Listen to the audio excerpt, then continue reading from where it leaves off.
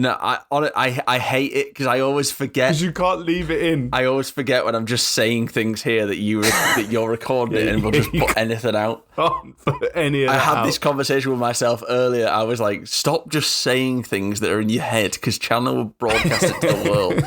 What's really annoying is Alex's rant about me not allowed saying anything negative would be great to put in, but unfortunately he's then just threatened me by shoving my testicles into a computer. So ultimately, there's a perfectly good bit there that you can't use. I mean, all this is just fodder for the beginning bit. I know. James, shut the fuck up. He's going to broadcast it.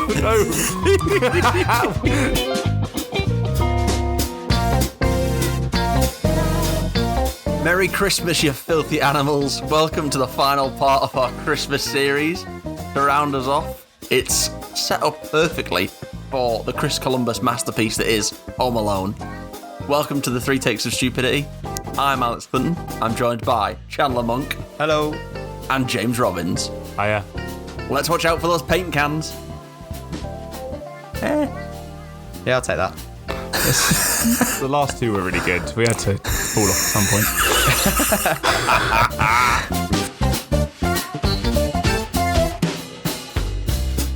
Boys, it's 5 days until Christmas when we release. Not actually right now, thankfully, because I've got a lot of shopping to do. Don't know about you guys. It's June now. We have been very consistent recently. Well, Chandler's been very consistent recently. We have 5 days till Christmas and the last episode of our second series, which is crazy. We've committed to 9 episodes of this now, 6 to release. Are you not impressed with ourselves? I'm very happy that we've actually, I mean, just a bit of context for everyone. Me, James and Alex have been thinking about doing this podcast for basically the entire year. And to have actually released, 6 episodes before the end and hopefully one more to celebrate New Year's. I'm really happy. We've just got to keep going now. I would love for us to be still releasing this podcast, this time next year. Some could say it's a Christmas miracle. It is fucking Christmas miracle. But we didn't release 3 of the episodes because we wanted to give you our very best work. So it doesn't get any better than this. Oh, so if you're not enjoying this, my God, it's only going to get worse. It's only going to get worse from here. Anyway, what have you two been up to this week? I will go first. I finally, after, I think it's taken me 3 weeks, I finally finished Hidden Figures. Very good movie. That was one thing I forgot to mention. I've accidentally been infected by musical theatre. Accidentally? Oh my God. I can't help but keep singing Hamilton. I went to see it recently. It was very good. And now I walk around, my favourite character is the King, because I don't know what it is about. Oh yeah, obviously. It's just fantastic. But the guy in London was he played it different to the Disney, the one that's on Disney Plus. Jonathan Groff. Yes, I was a bit upset about that. But yeah, I do. I mean, Hamilton's amazing. It's one of my favourite shows. Honestly. Yeah, it's amazing. I pretty much know every single word. I sing it all the time. The best bit is when it comes up on like a playlist when I'm at the gym and I get to, between sets, just mouth the words out while I'm resting. My God. See, if you go to a gym with Chandler Monk, you're not only getting a great workout, you're getting a performance too. Moving on from Hamilton, I've, on James's recommendation from a couple of weeks ago, watched Agatha All Along on Disney Plus, the Marvel show. I really actually enjoyed it. I think I watched it over, like the 9 episodes I watched in the course of 2 days. That's a binge. I really got into it really quickly. It was very, very good. And yeah, James, as you said before, you were right. Catherine Hahn and Aubrey Plaza were just outstanding in it. Like, perfect casting. Spoiler alert for anyone who's not seen it, but perfect casting of Aubrey Plaza as Lady Death was just incredible. That's a huge spoiler. Hey, I said spoiler alert. So yeah, it was very, very good, very, very enjoyable. And then the other thing I watched a film called The Holdovers, which came out last year. I think it was nominated for the Oscars last year. Paul Giamatti plays a teacher at a boarding school where he has to look after the students that stay for Christmas break, essentially. And it's about him developing a relationship with one of the students. It's a very, very good, very, very touching film. I'd highly recommend watching that. When he develops a relationship, is it an okay relationship or is it a dodgy relationship? No, it is a very above the board relationship. That's good. It's like a caring relationship. Like born out of mutual respect, essentially, in the end. Very good film. I'd very recommend it. I'd highly recommend it. I'd very recommend it. James? Yeah, in the last, I don't have an anime for this week for you boys. I know you're going to be devastated. You took one recommendation from me, so maybe you'll actually watch Negative Positive Angler next, because it's getting sadder. I've been committing. I need to break something to you boys. It's quite serious. I've been committing podcast adultery on you guys. What do you mean? I've made 3 appearances on a football podcast in the last week. But I've been on the Echo of Glory for my football team, Tottenham Hotspur podcast, from a mutual person me and Chandler have worked with in the past. It's good. If you're a Spurs fan, listen. If you're not, don't listen. Can I just ask a question? You won't enjoy it. Can I ask a question? Have you plugged our podcast on their podcast yet? I have not. So how the hell are you plugging their podcast on this one first? Wait, I have got the professional podcast producer there to listen to our podcast, and he's going to provide us with critique. I don't want that. and pointers. I also, funny enough, you say that. I also asked him to be nice. He's just going to come back with us and just go, "You're shit. Stop it." And I didn't think I'd have, the opportunity to plug us on that podcast. However, when I asked him, if he'd listened and if he'd give us some pointers, he did say that I should plug it. He said, absolutely plug it. I didn't even have to ask. So the next time I'm on in 2027, Stupidity will be plugged. Hey, I'll be on sooner than that. That's good. And in terms of what I've been watching, I have restarted New Girl. I forgot how hilarious it is. It's so funny. I've never seen it. It's so funny. I think you're a sitcom lover, so you would love New Girl. Zooey Deschanel is good. Jess is a good lead character. She's super cringy, but the 3 guys are just so relatable. Played by, I know, Jake Johnson. I don't know who actually plays the other guys, but I think Lamorne, someone plays Winston. But either way, Schmidt, Jake Johnson's character Nick, and Winston. This is so funny, so funny, and I'm cracking up every episode. It is a very good show. I can't believe you haven't seen it, Chandler. I did have to watch it sort of against my will, but I really enjoy it. Against your will? Did your partner tie you up and was like, you must watch New Girl, like the scene in Clockwork Orange at the end where your eyes are just peeled open? I was going, no. Oh, that's funny. He's using someone else's towel. What's he like? Oh my God. Ah! Yeah, I think it's always been one of those things that's like sort of on the list somewhere of me to get around to watch at some point. But me and my partner, we love watching like 20-minute comedies. As I say, we're currently rewatching How I Met Your Mother and Malcolm in the Middle. So don't rewatch, watch a new one. Yeah, you're right. You're right. But talking of Malcolm in the Middle, have you seen the news that they're actually bringing out new episodes? No Dewey, no party. No, your boys' predictions were wrong that they'd have to get Dewey back. Is that been confirmed that Dewey's not coming back? No, but he's not putting anything out there. Not that he ever would, but But I'm looking forward to that. You mentioned previously. Now I have watched all about Malcolm in the Middle, but I cannot remember the ending, if I'm honest. It was many years ago when I watched it, when I was probably a young teenager. However, you did say that it was an excellent and perfect ending. Are you not a little sour that they aren't just leaving it as is? Because potentially they could ruin it. No, yes, you are right. You don't have to watch these new ones in the same way that when you watch Scrubs, you can just leave Scrubs at Series 8. Yeah, I was literally going to say the same thing, Alex. Like, me and my partner, we watched Scrubs again like a few months ago, and we stopped at the end of Season 8, the original ending. Because again, the original ending to Scrubs is again one of the best endings to a sitcom. I'm in the minority of someone that does like Season 9, but in the sense of it's a new show. Is not quite Scrubs. That's how I framed it. I did enjoy it. It's still awful, But Dave Franco. You do you. Franco number one. Sometimes number I one. convince myself that I will enjoy it and sit there for a couple of episodes, but it's like eating sprouts to me. I'm like, oh god, yeah, this is good. This is good for me. This is good for me to watch this. And then after like 3 episodes, I'm like, this is terrible. I don't know what I'm doing. Is that how you feel on Christmas Day when you're shoveling down some Brussels sprouts? Who has sprouts? I like sprouts. Sprouts, Brussels. Sprouts Brexit means Brexit.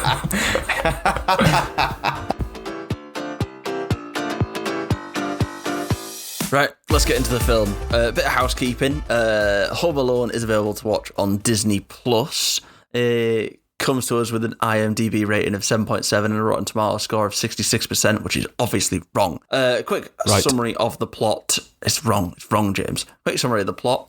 Young little Kevin is left home alone and gets up to some stuff, shall we say. And that's pretty much the film. Amazing, we're done. On to our 3 takes and that's it.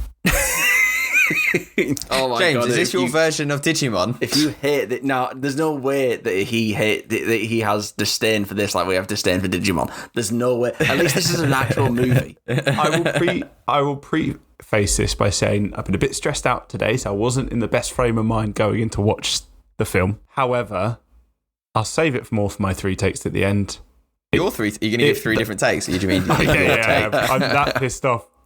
Our 3 takes at the end. It's that only half an hour of this film is good. Interesting. Okay. And I've never watched it before as well, I should say. That's mental. I don't know how you've gone. You've nearly 30 years old, and 30 Christmases have come and go for you nearly, and you've never watched Home Alone. That's mental. This is the GOAT of Christmas movies. Yeah. If this is the GOAT, then I don't want to watch another one ever again. This is like, fuck off. Because it's a waste of time. This is not a waste of time. This wasn't bad. It was good, but it will probably go down as my least enjoyed film of the 6 we've released. That's unbelievable. Are you fucking serious? And I'll say that because everyone else in this film has nostalgia towards it, which I don't. And if you say Digimon, where I have loads of nostalgia and that's why I like it. Are you saying this is worse than Hot Frosty? I had way more fun with Hot Frosty. Oh, that's mental. That's insane. That's mental. I had so much more fun with Hot Frosty. Yeah, but Hot Frosty you knew was terrible. You've just decided this is terrible. I think that probably does play a part in it, that everyone's constantly going on saying this film is amazing and it's a classic, and it is a classic, don't get me wrong. I think I had far too high expectations and I wasn't in a great mood today. So it's all kind of led up to me not enjoy it. Don't get me wrong, there's a section of the movie which I loved. Can I guess what the section is? No, we'll get into that. The last bit. The ending. The end credits. But yeah, anyway. I should not be ranting about this now. This should go at the end. But like when I turned the film on, like my nostalgia aside, just like the score. The score is phenomenal. Score is lovely. The acting. Yeah. It's so good. The first point I wrote down was like the same with Jurassic Park. It's just so iconic. It's so good. It's just so well done. The beginning of the film. Mm-hmm. John Williams at his very best. The start of it is fantastic. John Williams mixed in with Chris Columbus is just outstanding anyway. And then like when you get into the movie, when everything's happening, everyone's running around, it's just sort of, it's meant to create chaos. Like, it's so good. It reminds me of my family whenever we're going on holiday or Christmas. Just no one has no idea what the fuck is going on. Everyone's running around trying to get stuff and everyone's like, I don't know what's going on. It's my family. It's great. It's amazing. Who won there, James? Alex. Who won? Did I win? Wait, what? I think probably you won. Oh, yeah. If we're talking about how long it's actually taken us to get here, which is an hour and a half, then I've won. But in actuality, I think it's been what comes out of the podcast, this will probably be about 5, 6, 7 minutes in. Yeah. So I think you've won. I think I've won as well. I think you've won. Have you guys been playing a game?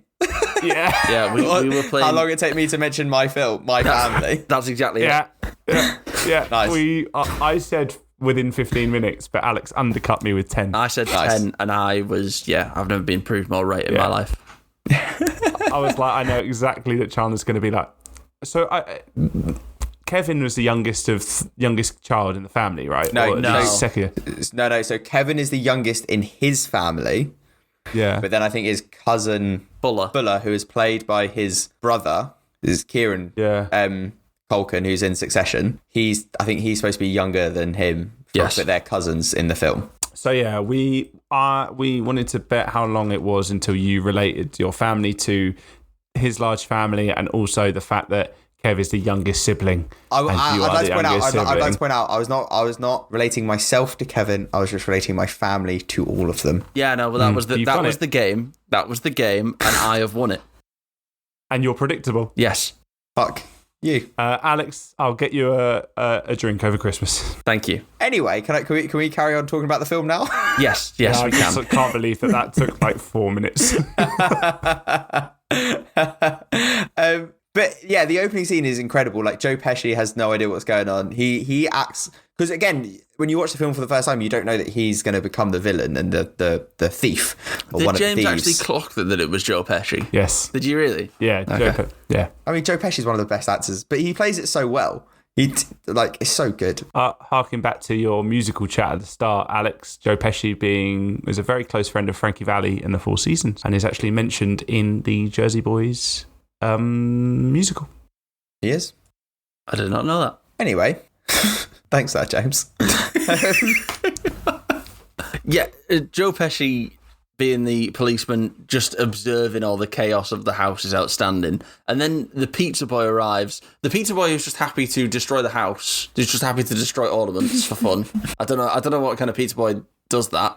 But he then arrives to see the chaos as well. Who takes pizzas from a pizza boy but does not pay the pizza boy? Yeah, I know, that's really weird. His uncle. That is really weird, like, as well, because obviously we live in a day and age of where you have paid for your food before it arrives at your door. Yeah, true. Whereas 30 years ago, you actually had to pay them in cash. But here's one side bit of just how we've moved on in that sort of realm. We used to call up takeaways, give them what we want, a road, and without GPS or anything, they're supposed to be there within half an hour. Love it. It's like, here's where I live. Good luck at finding us, because you have to, do you know what I mean? Before Google Maps, before GPS, before GPS. TomTom navigation, Chandler. Yeah, but that's when like, was the first TomTom? That's mid 2000s. That's not like 1990. Are you looking it up? They also, don't forget, these places will have a catchment area that they'll actually deliver to, and then they can look at a physical map. These things, they're printed on paper, Chandler. They're often come in like a leaflet format. And then what they'll do is they'll find their place. They'll look at the roads within their catchment area, and they'll be able to find it. Still mental. TomToms did come out in 2004. There you go. Did you ever see what a yellow pages was, Chandler? I don't know why this is me making fun of you and it just makes me look old. Even though you are older than me, James. What, 2 months? Yeah, 3 months. 3 months. 3 months. 3 months. Once the pizza boy is being paid, there's the whole family eating thing, and then you sort of get Kevin's meltdown, where he has the big argument. 100%. He has the big argument with the family. He's like, I wish you weren't here anymore. He leads Catherine O'Hara upstairs, but does call her mum throughout the film, unfortunately. Wait, so not to do it, James, and just go back a bit. That whole scene, it shows how much of his brother is just a massive dick. Like that's like pure big brotherness of just, I will make my little brother's life hell and bully them every single chance I get, which, as I've said, speaking from experience, is true. So the other thing that is actually a major plot point. So when they've had the big fight and they're wiping up all the food because all the food's mess and it's all gone in the bin, did you notice that Kevin's airplane ticket gets thrown in the bin with all the food? I did wonder what that was. Yes. And that is why they don't realise at the gate that he's not there, because they haven't been able to give his ticket to someone. They hint at a lot of things like that, because they hint the phone line being out at that night with the storm. This kid that just appears at the van, though, that just starts going through everyone's stuff. Kids. Infuriating. He's saying Murphy's kid. Yeah. He's saying Merry Christmas. He's going to Florida. He wants to know, what did he want to know? Everything. I listed him. Does it have an automatic transmission in the van? one line on this kid is, what a weird fucking kid. That's the thing, though. He just starts going through everyone's stuff, and I'm like, what the fuck? What are you doing?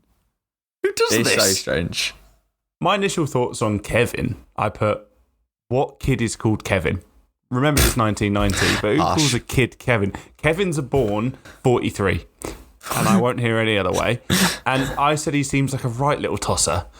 And then slowly I'm like, actually, he is. His whole family are horrible to him.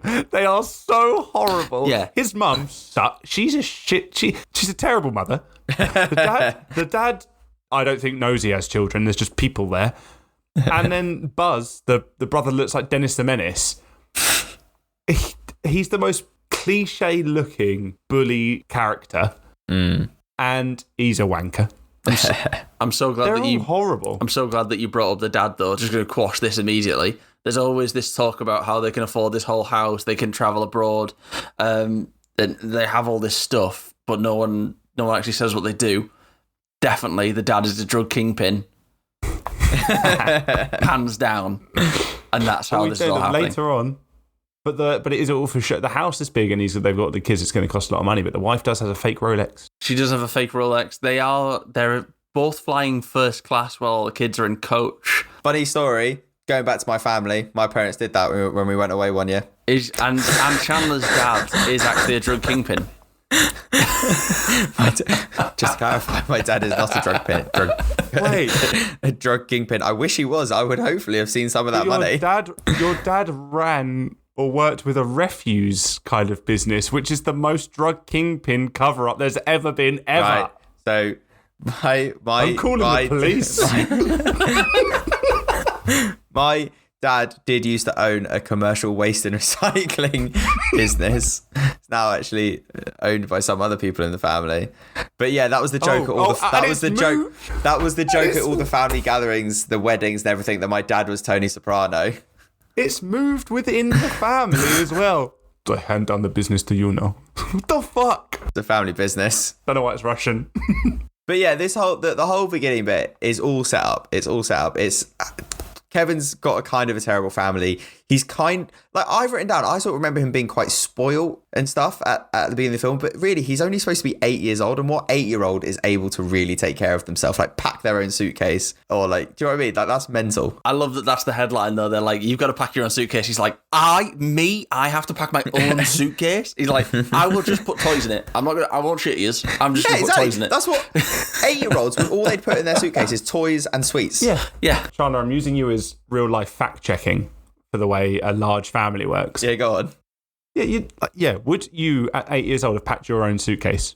So at 8 years old, no, definitely not. Exactly. So I think I was like, why are you making a child pack their own suitcase? I think at 10, like maybe 9, 10 or 11 is when like I would be involved in the packing of the suitcase with one of my sisters, my elder sisters, or one of my parents. And then maybe from like 13, I was doing it, but 13 or 14 was probably when I was doing it by myself. In being introduced to this family, like I know for your family, there's quite a wide age gap between you and your eldest sibling, correct? Like 10 years or more? No, it's 18 years between me and the eldest. 18 years. All of the kids in this look about 5 years apart? Yeah. At most? They're between the age of like 8 and like 14, 5 of them. A triplet in there? Yeah. Well, that one was just walking around pregnant for 7 years. I also really enjoyed their insults to Kevin. Like, you're what the French call les incompetents. That was really enjoyed that joke. That was les incompetents. Alex cried at that point because he had to hear French. Or the other one I wrote down was, Kevin, you're such a disease. Yeah, that is so harsh. There's for no reason. This poor kid is like, can you help me pack? And they're like, you are what the French would call a waste of space, and we want you gone. Can you help me pack? When he jumps up, pack. When he starts jumping up and down and saying, when I grow up and get married, I'm living alone. I'm right there with you, kid. Like, of course you're going to live alone. Fuck these people. He's been beaten down. Like, he's a punching bag, and he finally snaps, and he's the one that gets in trouble. Yeah. I'm an only child, and I have not experienced that so much. But Christ, that seems irritating. Like, there is, I would say, when you come from a big family, especially when you're like kids and teenagers and stuff, a lot of when you get told off is like sometimes it's always like, not always, sometimes it's because your brother or sister have done something and you're the one who's just been caught, or for you know what I mean? I'll never forget being around my friend's house, and him and his younger sister had a pillow fight, and they were like going for it, and he absolutely wellied her. She was fine. Soon as the parents walked through the door and he did a lighter one again, she's crying, Mum, Dad, and then he gets told off to hell, and I'm literally there like, she was fine a minute ago. What's going on? Like, you little demon. James was like, I'm going to do it. I'll be the VAR here. She was struck just moments ago. That was a life-threatening strike that he did on her. That she was bounced light. off the floor and laughed. We're going to take this to the monitor. Where's your ring? Where's your ring camera feed? But yeah, and then the whole thing is like wrapped up with him saying, you know, when he wishes his family away, like when he's been sent up to this top floor, and he's like, I wish you weren't here, basically. Like, what kid hasn't done that? Like at that young age, like, you know, like your mum says you can't have dessert tonight, and you're like, well, I wish you weren't here. Like, every kid wishes their family away at some point, really. He is sent up to the attic under threat of a golden shower as well. Why do you have to phrase it like that? It is. His brother, by the way, he's like, I don't want to sleep with my cousin. He pees the bed. And there's a bit in the film where he looks at him while he's drinking. They're like, don't drink so much Pepsi. And he looks at him and just goes, hang on, I've got a bottle here. He does this. Hits him with a little smile. That'll be on our TikTok. That's going to be a Instagram reel. Yeah. Stay tuned. But yeah, it is also mental how they make the flight in 40 minutes when they've woken up. Bullshit would they make it in 40 minutes? The power went out. Their alarms didn't go off. Having been to Chicago, I spent 40 minutes running to a gate. So here's the funny thing. So when I was doing the research of like, can they actually make it from the house to Chicago O'Hare Airport? So apparently the drive would have taken them 20 minutes. So then they have 25 minutes left to get from the beginning of the airport to the gate. Pre 9/11. Yeah, I was going to say the same thing. No like, security is nothing. They're just like, yeah, keep going. Off you go. Just go. Just some guy sat there with a briefcase that's ticking. They're like, no, you've obviously, you're short on time, pal. You get on, mate. Come on. Leave me your suitcase, telling you to hurry up. Oh, this still got to get cut. But yeah, pre 9/11 security is I think a valid excuse for why security was lax and they got through fast. But I love how Kevin obviously knows when he wakes up the next morning, he knows that he's supposed to be going away, but he's like, I just want my breakfast. All I want is breakfast. Where's mummy and daddy to make my breakfast? My mean daddy. Where's my mean daddy? But he's smart enough to realise that he's smart enough to realise his family isn't there and to check the garage. But would he have not known that they were going to get a taxi? So that's why their cars are still in the garage? No, he's 8. What parent explains to their 8-year-old their airport transportation? Yeah, true. But then you say he's 8, but then, okay, so he's alone by himself. So at 8 years old, would you guys have taken a shower? Would the next thing that you have done as an 8-year-old is take a shower? Yeah, but I haven't had breakfast, so I know that breakfast is not on offer. I am my own man, or child in this case. I would probably go take a shower. I know where the towels are and I know how the shower turns on, so probably. Yeah, but as an 8-year-old, did you willingly take showers all the time? No, I probably would have had a bowl of ice cream and put Tom and Jerry on if I'm really honest. Yeah, exactly. He goes. So before he does any of that, if I remember the film correctly from yesterday when I watched it, he goes and buys a toothbrush. He wants to go buy a toothbrush first, and then comes back and just eats all the junk food and watches films. But he wants it verified that it's confirmed that the American Dental Association likes this toothbrush. And no one knows. No. It's Colgate. It is Colgate. I noticed that. I was like, oh, it's Colgate. It's Colgate. Yeah, he has his shower, and then after he's had his shower, decides to go mug his brother in his room. tears down all of his shelves, frees his tarantula. That's side point. Who buys their kid a tarantula? Frees the tarantula, steals his money, and then goes shopping for all of the essentials. I also enjoyed that he threw away the Playboy. He's too young. He's like too young to really like. He's like, this is nothing to me. His titty counter was probably going way up. He was like, nope, don't care. He's with the family disappearing though. It's played on the Christmas Miracle, and they're gone. He's wished for it. They're gone. I did like how the film set up all of the little instances of why we can't question anything. So the storm has knocked the phone lines out. You mentioned that his ticket was in the bin. The kid that why did they miss him in a head count? The other kid from over the road was there, and they didn't realise it wasn't Kevin. Fuller doesn't go sleep with Kevin as well. Fuller sleeps somewhere else. Yeah, the mum says we're not going to have him sleep in the same room as you. He's in the attic, so he doesn't hear any of the commotion going on downstairs when they're leaving. I did like how they covered all of the plot holes there. I have to admit. John Hughes is an incredible writer. Like, he has directed like some of the best 80s, 90s movies are written, directed, produced by John Hughes. He's absolutely incredible. Mm-hmm. Just one point on John Hughes. So he also wrote a film called Uncle Buck. Either of you ever seen that? Outstanding. Yeah. So he actually got the idea for Home Alone while he was filming Uncle Buck. Because there's a bit in Uncle Buck, who Macaulay Culkin's also in, where he's like interrogating someone who's come to babysit him. And he's poking through the letterbox and like interrogating her through the letterbox. And that's where he got the idea for Home Alone from. I did not know that. Which is just incredible. That's cute. And then when John Hughes was writing this, he was basically saying, okay, I've got to make it like watertight of why they would actually forget a kid at home to go on a flight, because it is mental. Yeah. So yeah, he was like adamant that everything had to be watertight of why they couldn't forget him. Did your parents delegate to your siblings quite a lot? Yeah, 100%. It really annoyed me that she sucks at counting. And then she does say 5 kids, 2 parents, an uncle, partridge in a pear tree. Talking about that uncle very quickly. What a wanker.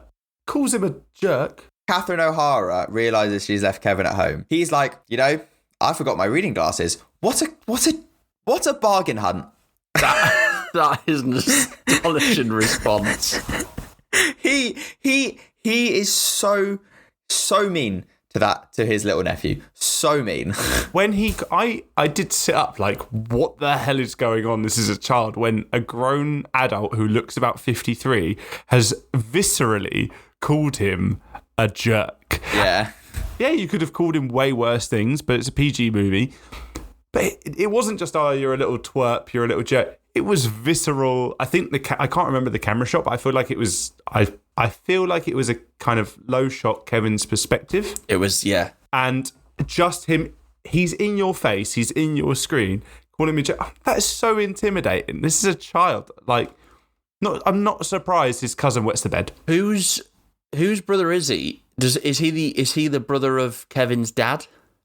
Yeah. Yeah, right. So it's like, I think there's, so him and then the other 2 that live in Paris, I think they're supposed to be brothers, like the 3 brothers essentially. So would you let I think if my brother called my son, if he went, you little jerk, I would be like, hang on. Hey. As someone who is very lucky to have 11 nieces and nephews, I love all of them to bits, obviously. If I ever so much as raised my voice in any way to any of them, my brothers and sisters would kill me. I feel like you need to assert your dominance more. No, but I feel like you should be allowed. You should be allowed as their uncle to discipline, but there's a way to do it. You don't go up into their face and just insult them. No, obviously not. But again, talking about like John Hughes and the writing, the original draft of this film had Harry and Marv actually working for Uncle Frank, and that's why he was such a dick. Oh, is he was supposed to be like a mob boss apparently? So it's a family thing. I was right. Like Harry and Marv were hired by Uncle Frank to rob the house. It's like an original thing, apparently. Oh my god. Yeah. Oh my god. There's the whole bit when Kevin is having his epiphany that he's alone. He's doing all his things. He's shooting things with an air rifle. But you also see Kate and the family in Paris just trying to negotiate. She calls like the police, and there's the police like family crisis center where Mr. Heckles is the police officer. Heckles. And he's like, has the kid been harmed in any way? And she's like, no, I want you to just go over and just check on him. And he's like, does the kid drink? She's like, what do you want about? Just go check on my son. but I would say that everyone that she interacts with until she gets to meet John Candy later in the film is so unhelpful. Especially when she's just trying to give away all of her things to try and get there. Like, she's like, the French people at the airport are so unhelpful. They're like, it was like, can you ask someone to like just get off their flight and give me their ticket because I need to get home to my son? Nope, we can't ask them. Just fucking ask anyone on that plane. Yeah. The amount of times I've been on a plane and been offered a hotel room, not even to save a poor child's life, just generally someone wants to go home. Exactly. Like, 100%, just go and ask. I'm sure there's one nice French person somewhere. Now, the French air host at the gate was definitely not a French actress. I don't think. The American accent was slipping through, but it wasn't that bad. Maybe a little bit cartoony of an accent, but, you know, not too bad. But they did send a police officer to go check on it, but that police officer knocked on the door 3 times, said, he's not here, and left. Yeah. Like, everyone is so unhelpful. American police would totally be like, it's the police. You're here on your own. Like, they would do something. This guy is just, he's definitely the end of his shift. Bang, bang, bang, bang. He would have shot him and gone, no, there's no one here.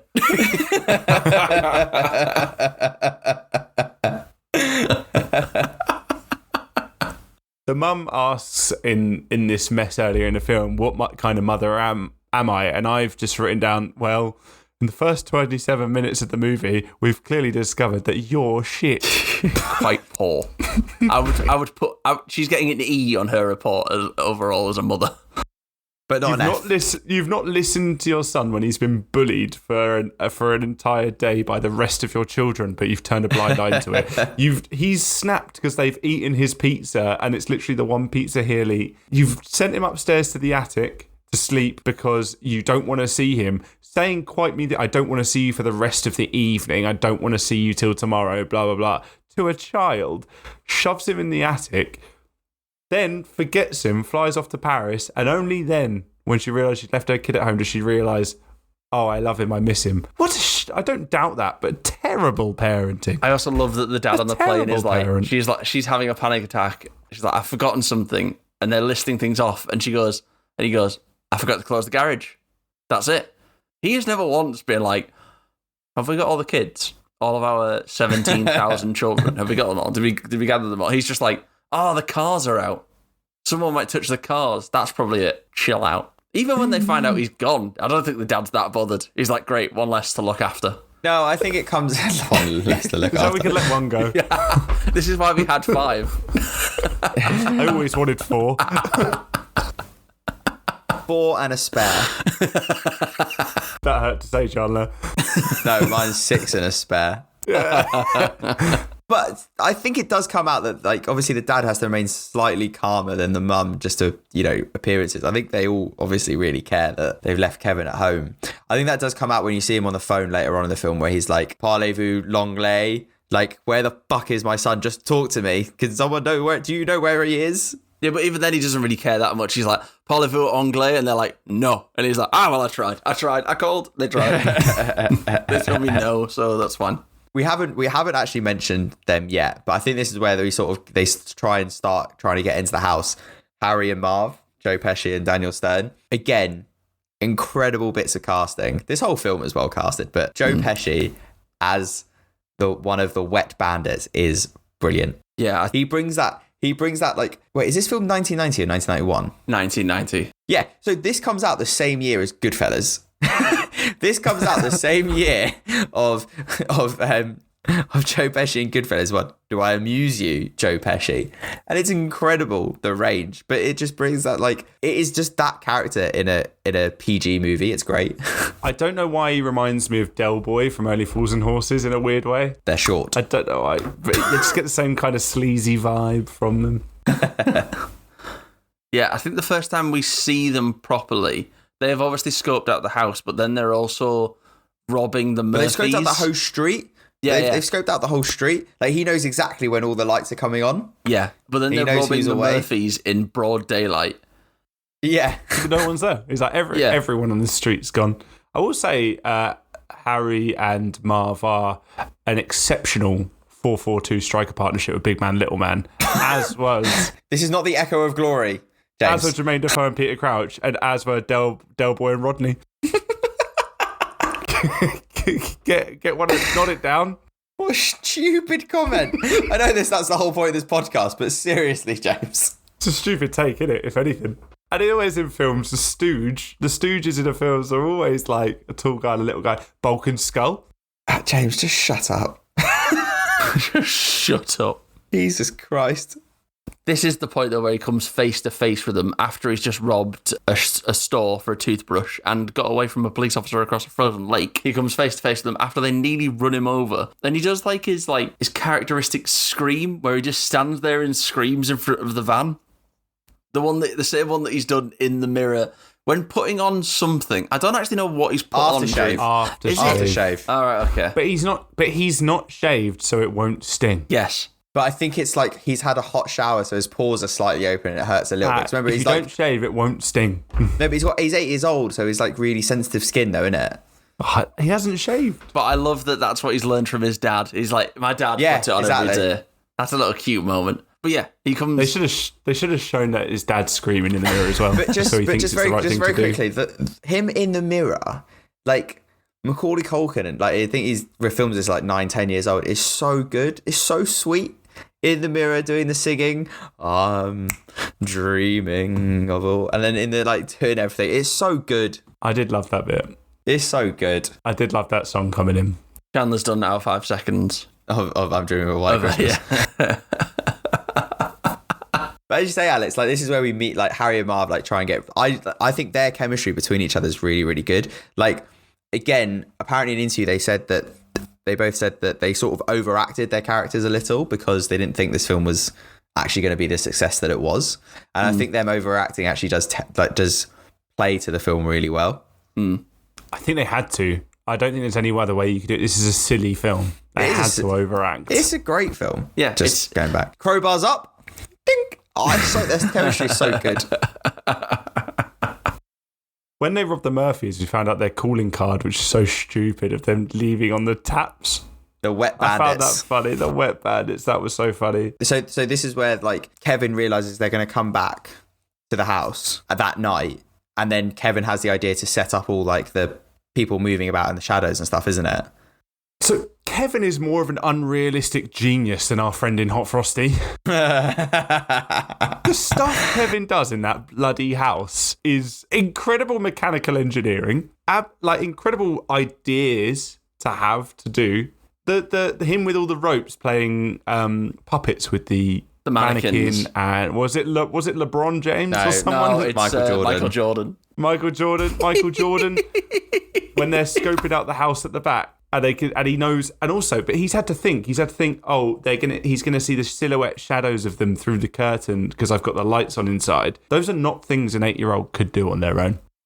No, you are right. He is a genius. And the amount of times he uses the fake movie to trick Marv, and he tricks the pizza boy who also thinks he's gonna get absolutely blown away.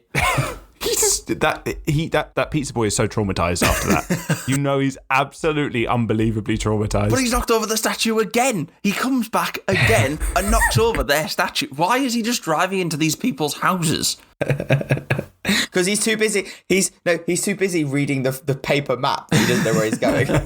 He uses the movie to scare off Marv originally, and that's when they sit outside the house to scope it out to make sure they know who they're dealing with, and who they're dealing with is actually an 8-year-old. And then they schedule a burglary. They're going to come back at around 8 o'clock. 9 o'clock, isn't it? 9 o'clock. They're going to come back about 9. He also goes to see Santa. Obviously, he would go see Santa. Oh, yeah, of course. Ask for his family back. Get some Tic Tacs from Santa. But I also love in this scene that an 8-year-old goes to whatever, it's like a shopping mall Santa Claus. And he goes, I know you're not the real Santa. Like, I know how this works, that you work for him. Like, he's a genius enough to like set up all the traps and like fake everyone out that he's not home alone and blah blah blah blah blah. But he's also not smart enough to realize that Santa's not real yet.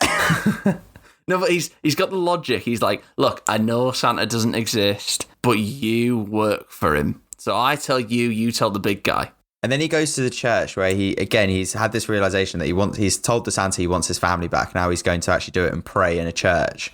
And then you have this really emotional scene of like with the old guy who he thinks is a murderer, but he actually isn't a murderer, who also loves his family.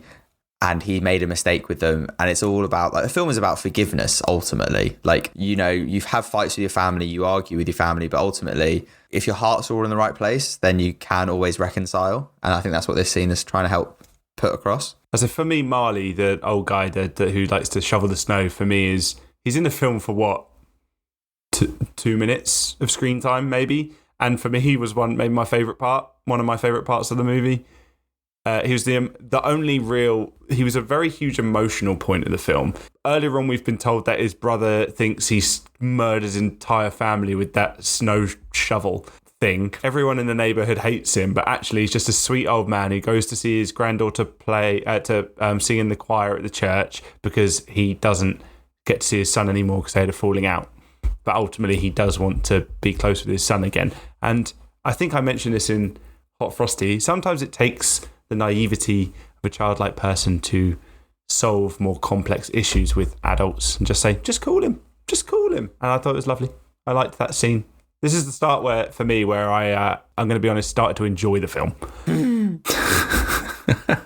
But when he sprints out of the church, we get another brilliant masterpiece from John Williams, where it's like the bells, and then it goes into like the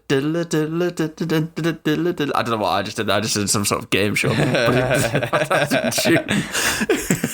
did like that a lot. I liked the transition from the choir to the more energetic, upbeat action music, because we know it's going to come, because he's like little Kev, I've got him called a lot in my research. Little Kev is determined to defend his home, and he knew he had to be back for 9, so he's like, I have my time to prepare.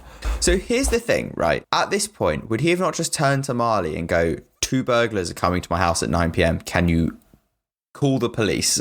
Yeah, I thought that. I was like, why not just ask the man you've just befriended to save you? Exactly. Yeah. But instead, he goes home, he sets traps, says grace, gets ready to break some faces. He leaves that macaroni and cheese, which I'm very disappointed by. He doesn't eat it. He sits down, he prays, just about to eat it, bell goes. Now it's time for a fantastic game. It's a simple game of knockout. Our players today are Chandler and James. Simple knockout game. This is called Traps, the Home Alone edition. We'll start with James, because your name doesn't come alphabetically first in the order. So, simple game. All you have to do is name a trap that Kevin set. Absolutely. The blowtorch at the door. So the burglar opens the door, pulls the string, and blowtorches and melts his hat onto his skull. He loses all his hair. Yep. Brutal. Chandler? The torch on the doorknob. So when Harry touches it, he gets the M burnt into his hand. Yep. James?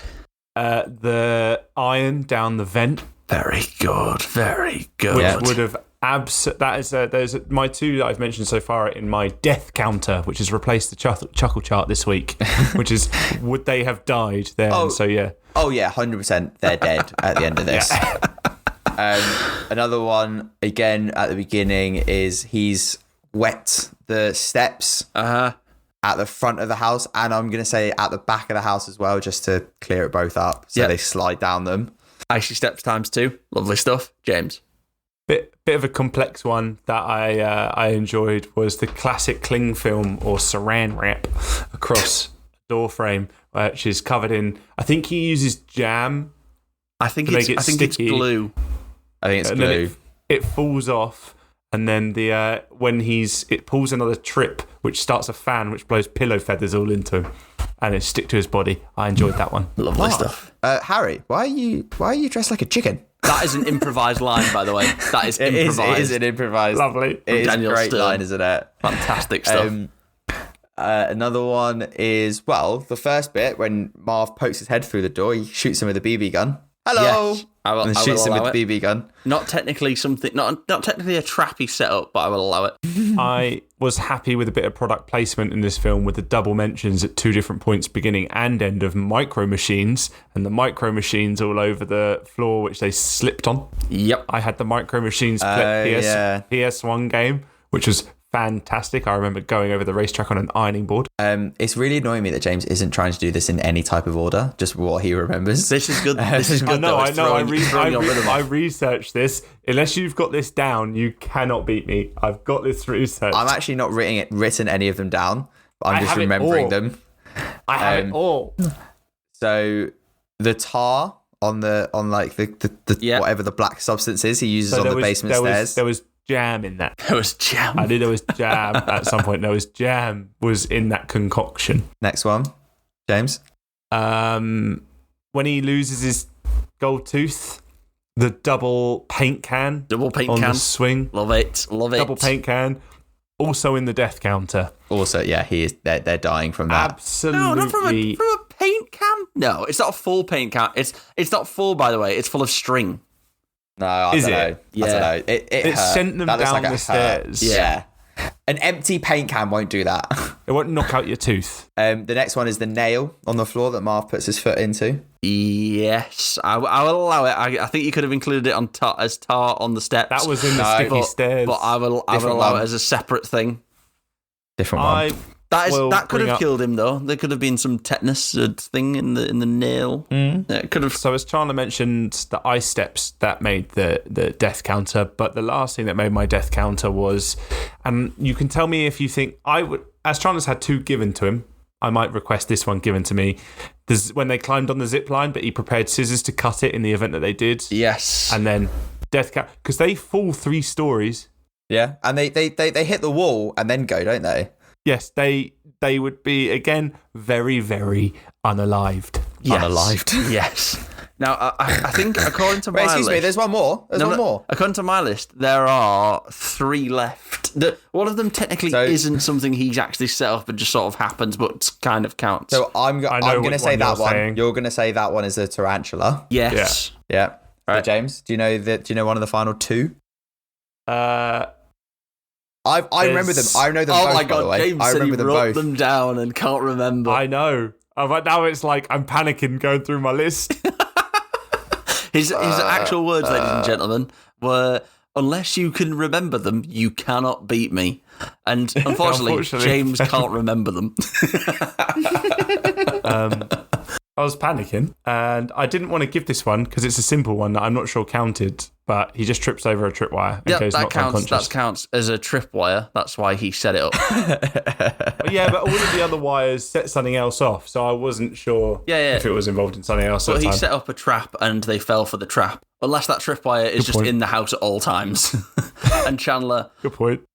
One more. And do I win this game if I say this one more? Because James does not know what it is. No, I started it, so technically we've had an equal amount. No. Chandler wins because Chandler is going to give the last one.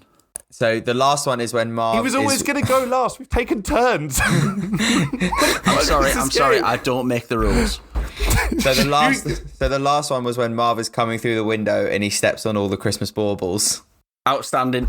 Chandler Monk wins. This is phenomenal, ladies and gentlemen. Thank you. That's the one in a row. He's matched James Robbins, who was on 0 in a row, and absolutely blasted past him.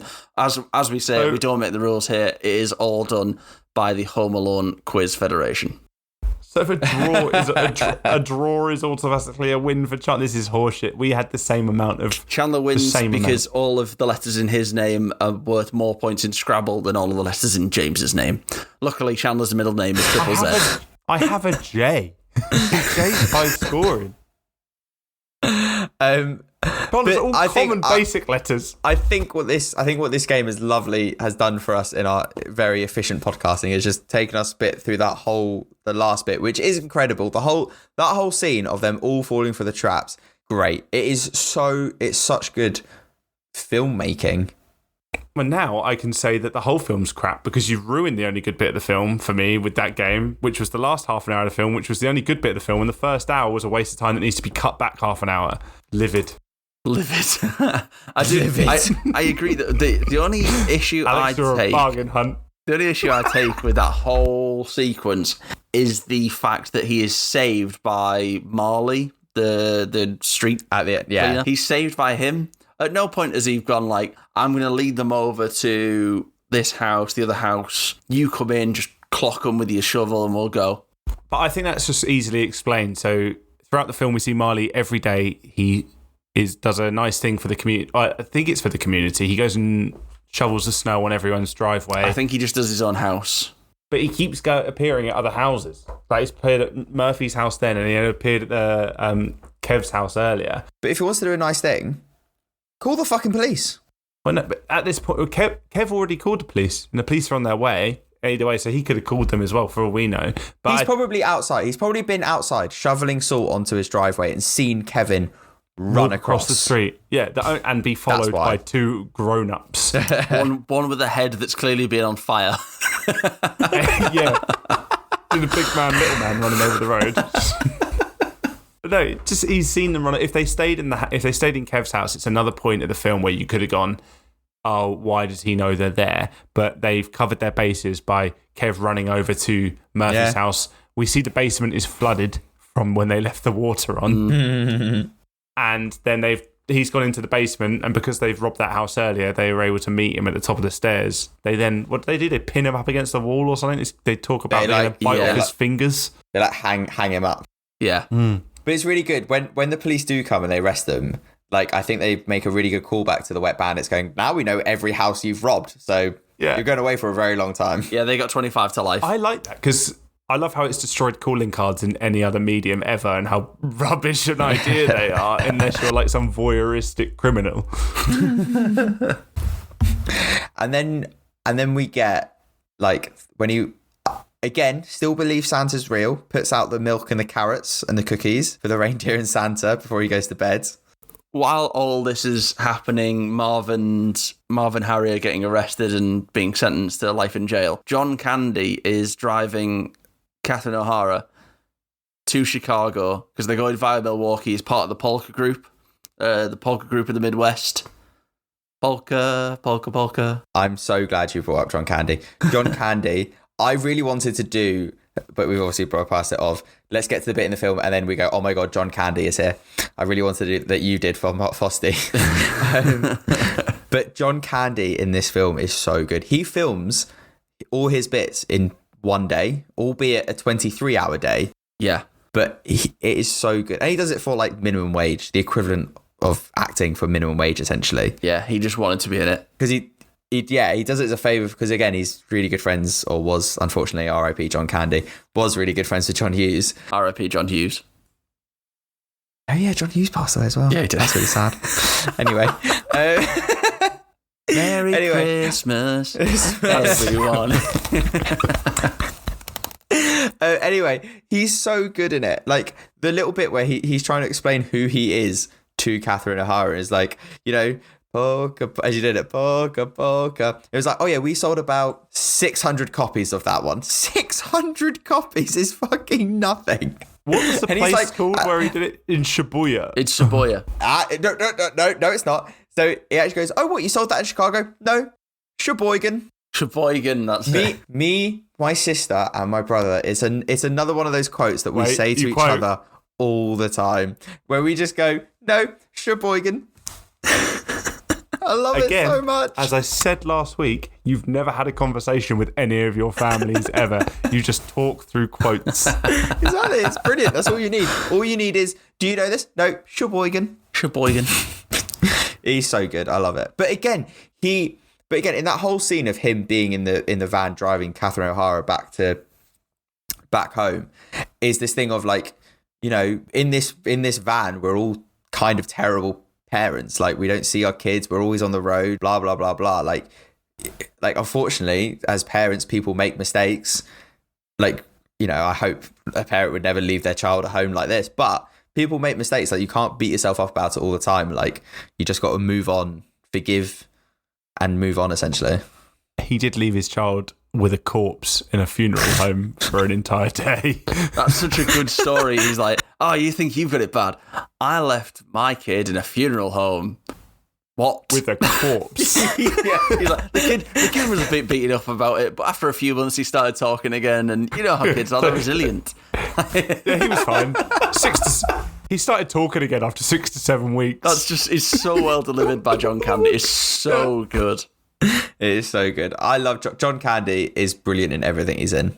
So good. And then you get the scene, and then what I really like coming back to watching this film again, I pretty much watch it every year. But the thing I think I always forget this is that when Kevin runs down the stairs on Christmas Day, his parents aren't there. His mum isn't there straight away, like waiting for him, like you would expect in a film like this. Like, he has that realization of about a minute where he's like, like, a Christmas miracle hasn't happened. Like, my family aren't back.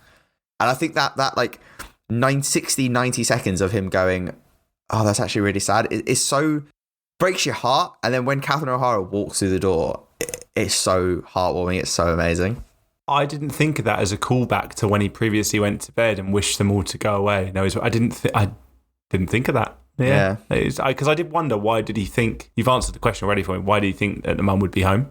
Because I didn't realise. And it is sweet. Can we just take note of this kid is a genius, and also he is a speed prepper, because he prepped everything for the burglars in rapid time, and he's also cleaned up that house and set out Christmas decorations plus custom stockings for all his siblings and his mum and dad in I couldn't tell you how long. If the burglars are there at 9, let's say they're there for a couple hours, but then he's had time to sleep, he's done that in a couple hours. No, the Christmas decorations were still up. You like to think that the police took him back home and were like, is there anything we can help you with as a child? Also, the police leave him there. I literally just thought of that. The police leave him. Why aren't they there with child services? They're like, and your parents are, he's like, don't worry, they're back tomorrow. He probably just said that, they're back tomorrow, don't worry about it.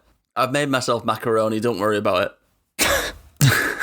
The police should have been waiting to be like, don't worry, lad, you'll never see your parents again, you're coming with us. Yeah. But they're obviously taken by Kevin and just think, you can have your freedom too. Your mum's going to prison, Kev.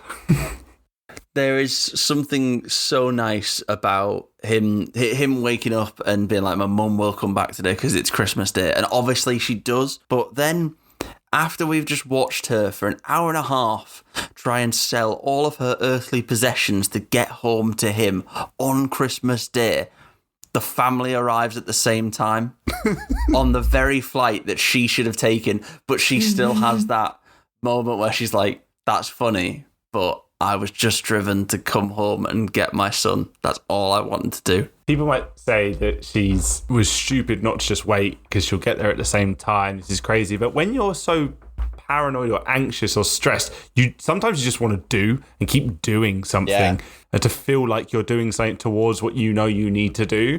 And that's, showing her side of as a good mother, but caring about her child. She just needs to get home as quickly as possible, any way possible. Just, it wasn't very fast. I still really enjoy the scene when they all come through the door and everyone's like, is like surprised that Kevin hasn't burnt the house down. Even Buzz is nice to him. Yeah, but again, I think, Alex, you've got one brother, two brothers? I can't remember now. One brother. Are you older or younger? I'm the eldest. You're the eldest. So it's that thing of like when you have brothers or siblings of any kind, really, like you hate each other most likely growing up. Like you will always bicker and argue with your siblings, especially if they're close in age. Yes. But as soon as you reach a certain age, let's say like late teenagery, like 16 and above, is when you start to go, oh, do you know what? I actually love my brothers and sisters. And I think that's just them having it because, like, oh my God, I don't know if I'd ever see you again, but now I love you sort of bit. But Buzz does love him right until the point he sees his room. That's a good point, actually. He didn't actually clean up Buzz's room. He just cleaned up the places. He cleaned up the places that his mum would see first, and that is a child. He's like, I need to clean up this stuff. Buzz can look after his own shit. Buzz had it coming. Buzz had it coming.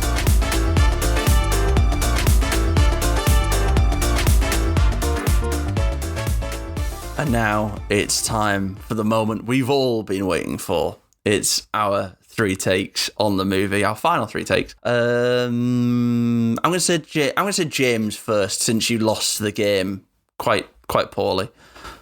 I am gonna bargain hunt punch you.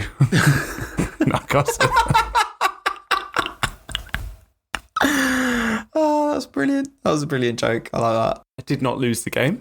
It was a draw, but I'll give it to Chandler because he did it off the dome. There you go. You gave it to Chandler. Chandler is the winner. There you go. That's my Christmas gift to you. My take. I think both your loves and a lot of people's loves for this movie come from a place of nostalgia. This is a good movie and a good Christmas movie. I think if I was in a better mood to watch it today, I would have liked it a lot more. However, the first hour for me is an absolute slog. It's slow. The start of the film, great. The setup, quick, done, you're in. And then it's so slow up until the point the burglars are actually going to try and burgle the house that I was really, really bored in the kind of the second act. I found it super slow. I think if you step back, the Rotten Tomatoes like a score of 66% is probably thereabouts. But I also understand the audience score of 80%. Don't get me wrong. That last half an hour, I love that last half an hour. It is so much fun. The kids are genius. The slapstick humour is excellent. Most of my laughs came at that point of the film. That's what the chuckle chart would have been. But it is a quick. That half an hour is quick. It is rolling. It's good fun. I didn't have time to write them down. It was just the best part, and I just wish that we got there sooner. I don't think the film needs to be an hour and 45 minutes that it is. It could take 15 minutes, honestly, out of that second part for me, and I am saying this is an exceptional Christmas film. But otherwise, I'm sat here going, it was a lot of fun, but it took me a while to get there. On an emotional note, it's all about family and family at Christmas time, family values. But the point that stuck with me was old man Marley, who's been rumoured to be a serial killer and murders his whole family, which is not true. He saves the day in the end when the burglars have catched little Kev. And in the church, Kevin is giving that pep talk to, talk to your son, because he clearly wants to talk to his family. He's estranged from his son, and he kind of sneaks into the back of the church to watch his granddaughter sing in the choir, of which she catches his eye, so she knows, he goes and watches her as well. And I think that's really sweet. And to see them come together at the end of the film was maybe one of my favourite parts. So yeah, overall, it's a good film for me, and I don't want to stamp on anyone's joy with this movie and the nostalgia trick, but unfortunately I didn't watch it when I was young. I just don't have that. But yeah, the last half an hour was excellent, and I did enjoy that bit. That's okay. This is an opinions-based podcast, even if your opinion is wrong. Chandler, your final thoughts? I'm not going to lie, I kind of disagree with what James says about the first hour of the film. I think, again, the film gets rolling really quickly. You understand who this character is of Kevin, and Macaulay Culkin plays him so well. As a 9-10-year-old to get that role so perfectly is incredible. It's a Christmas classic. The film is a classic overall, to be honest, whether it's Christmas or not. The music is great, the story is great, the acting is great, the writing is great, the cameos are great. Everything about this film is fantastic. It's funny, it's heartwarming, it's sweet. It teaches you about forgiveness and reconciliation. I love this film so much. I watch it every year. I will keep watching this film every year. And Home Alone 2. Not any of the other Home Alones. Home Alone 1 and 2 is enough. And yeah, I kind of think the scores are actually kind of fairly low, I think. I think this is kind of a perfect Christmas movie. it is just amazing. Excellent stuff. I know that you said there that you partially disagree with James, and that must have been hard to say. I wholeheartedly disagree with everything James said. Whoa. Everything. James did say he liked the film for the last half an hour, so you can't disagree with that part. Liked the film for the last half an hour. It's a fantastic film. It is the GOAT of Christmas movies, the greatest of all time in terms of Christmas movies, especially the modern era. Maybe argue Christmas Carol comes in there. Maybe. It is an all-time family classic. It's a feel-good comedy. There's an untouchable story at every point. Like, you can argue it's a bit slapstick and it's a bit, that wouldn't really happen. Yeah, it's Christmas. Miracles happen at Christmas, and sometimes the miracle is that you get hit in the face with an iron and you survive. I think that the 34% of Rotten Tomatoes reviews that they didn't, certify it fresh, they're wrong.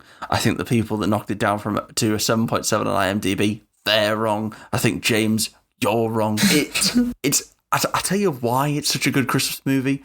Because, for this very fact, that Macaulay Culkin still calls Catherine O'Hara Mum. Yeah, it's really That's sweet. Cute.